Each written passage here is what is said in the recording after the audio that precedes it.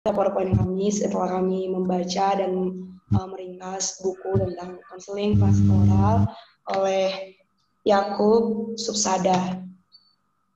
Nah, di sini pertama saya akan membahas apa itu konseling pastoral.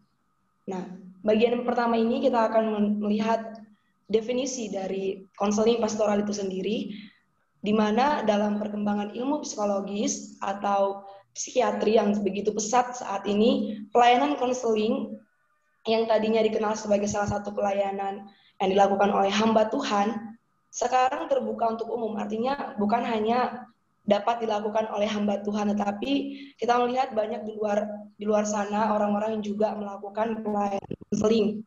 Namun bukan dengan istilah konseling pastoral. Nah, ketika hamba Tuhan melakukan konseling, maka definisi istilah yang digunakan ialah konseling pastoral atau pastoral konseling. Nah, di dalam konseling pastoral dilakukan sebuah percakapan terapeutik antara konselor, di mana konselor ialah pastor atau pendeta, dengan konselinya atau kliennya. Apa sih percakapan terapeutik itu? Di sini percakapan terapeutik itu adalah percakapan yang dibangun antara konseli dan konselor guna membangun hubungan saling percaya. Kita tahu tanpa adanya saling percaya, konseli tidak percaya kepada konselornya, bahkan konselor tidak percaya kepada konselinya, maka tidak akan dapat membangun percakapan yang secara dalam atau percakapan yang lebih mendalam lagi. Dan tidak menutup kemungkinan juga konseling pastoral ini tidak akan terjadi karena tidak ada saling percaya. Nah, penting dilakukan percakapan terapeutik antara konselor dan konseli. Nah, di mana tujuannya juga percakapan ini bertujuan untuk membimbing, di mana konselor akan mencoba membimbing konselinya dalam suatu suasana percakapan konseling yang ideal atau kondusif atmosfer. Nah, percakapan yang lebih dalam seperti yang saya jelaskan tadi, lebih membimbing konselinya ke dalam suatu suasana percakapan yang lebih dalam ideal, sehingga klien dapat memiliki kesadaran diri dan pengertian akan kejadian dan situasi yang sedang dihadapinya. Ini mungkin sama seperti yang Om Freddy jelaskan di hari-hari pertama, di mana ketika kita sebagai konselor melakukan konseling kepada konseli kita, kita harus membimbing konseli kita, membimbing konseli kita untuk mengetahui posisinya dia, untuk mengetahui di mana letak kesalahan yang sedang atau masalah yang dia alami. Selanjutnya, di sini pelayanan konseling bukanlah pemberian nasihat, tetapi masih di sekarang ini banyak sekali para hamba Tuhan salah menafsirkan arti dari pelayanan konseling. Hal ini sering terjadi di mana para hamba Tuhan maupun konselor secara umum menganggap bahwa konseling itu memberi nasihat. Tetapi dalam buku ini diberi penjelasan bahwa pelayanan konseling bukan hanya sekedar pemberian nasihat.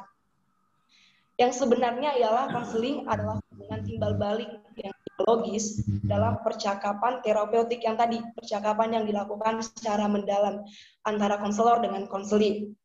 Nah, hubungan timbal balik ini antara konselor dan konseli, yaitu hubungan yang konselinya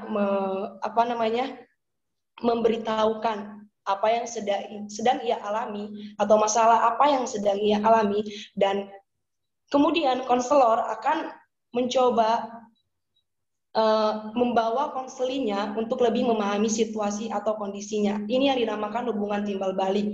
Nah, selanjutnya, dalam hal ini juga konselor harus banyak mengembangkan skill konseling yang mumpuni untuk dapat menolong klien secara efektif. Nah, seperti yang sudah dijelaskan juga sama Om Freddy kemarin, bahwa ada dua faktor di mana pelayanan konseling saat ini tidak banyak dilakukan. Nah, salah satunya konselor kurang memiliki atau kurang diperlengkapi dengan skill konseling, kurang diperlengkapi dengan ilmu dan teknik konseling, sehingga banyak saat ini konselor-konselor yang lebih memilih untuk mundur dari panggilannya karena ia merasa skillnya tidak tepat atau skillnya masih kurang dalam pelayanan ini. Nah, namun seringkali juga para hamba Tuhan menganggap enteng pelayanan konseling, di mana juga ini juga yang dijelaskan Om Freddy bahwa banyak sekarang orang-orang yang aktif di gereja tetapi mereka kurang terbeban untuk melakukan pelayanan konseling. Tetapi sebenarnya pelayanan konseling ini adalah pelayanan yang sangat penting dilakukan saat ini. Dan juga pelayanan konseling adalah pelayanan yang terberat bagi hamba Tuhan. Kenapa saya katakan terberat? Karena tidak hanya dituntut untuk mengajar, tetapi juga mendemonstrasikan iman, pengetahuan, kepribadian, kepekaan, kemurnian hati, kesabaran, dan sebagainya. Sedikit kesaksian dari saya, bukan akhir-akhir ini, tapi beberapa bulan yang lalu, ada seorang teman saya, dia coba, kalau saya katakan sih sebenarnya curhat. Dia curhat tentang masalahnya, dia cerita tentang masalahnya kepada saya, dan saya sebelumnya tidak mengetahui bahwa ini juga bagian dari pelayanan konseling. Nah, di situ teman saya ini menceritakan masalah pribadinya kepada saya. Dia percaya saya bisa memegang setiap ceritanya dia, menjaga setiap ceritanya dia untuk tidak memberitahukan kepada orang lain atau membocorkan kepada orang lain. Nah, di situ saya merasa saya diberi kepercayaan untuk mendengarkan cerita teman saya, mendengarkan setiap keluh kesah dia, mendengarkan setiap masalah-masalah yang mungkin dia hadapi. Nah, di situ teman saya ini berkata bahwa dia dalam suatu posisi yang tidak enak. Dia dalam suatu posisi yang menurut dia sudah tidak sanggup untuk berdiri sendiri. Dia mendapat omongan-omongan yang tidak enak dari teman-teman yang lain. Dia mendapatkan gesekan dari teman-teman yang lain, dan dia mengatakan kepada saya bahwa dia sudah tidak sanggup untuk berdiri sendiri. Dia tidak sanggup untuk menghadapi sendiri. Nah, di situ jujur berat banget buat melakukan pelayanan ini, sama seperti yang di PowerPoint yang di-share bahwa pelayanan ini sebenarnya sangat berat. Pelayanan konseling sangat berat buat dilakukan. Apalagi saya tidak terlalu memahami bagaimana sebenarnya konseling pastoral yang baik dilakukan sebelum mengikuti mata kuliah ini.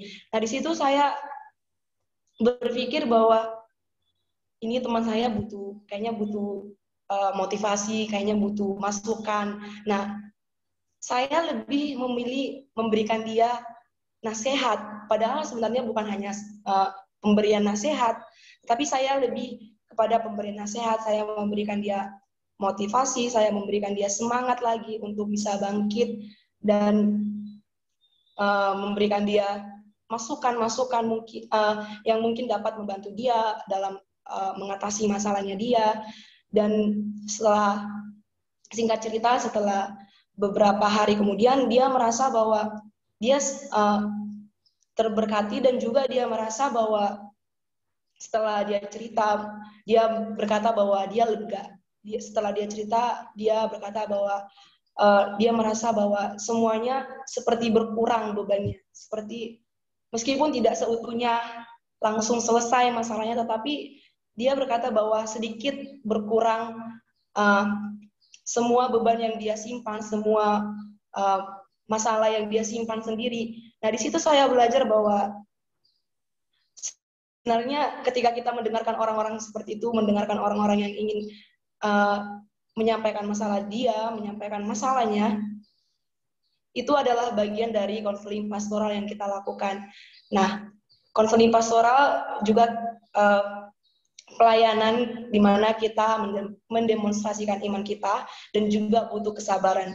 Nah, dalam mendengarkan konseli kita butuh kesabaran. Terkadang konseli itu bercerita terlalu panjang atau terlalu lama, tetapi di dalam konseling ini juga kita butuh kesabaran dalam mendengarkan setiap cerita ataupun setiap masalah yang konseling kita hadapi.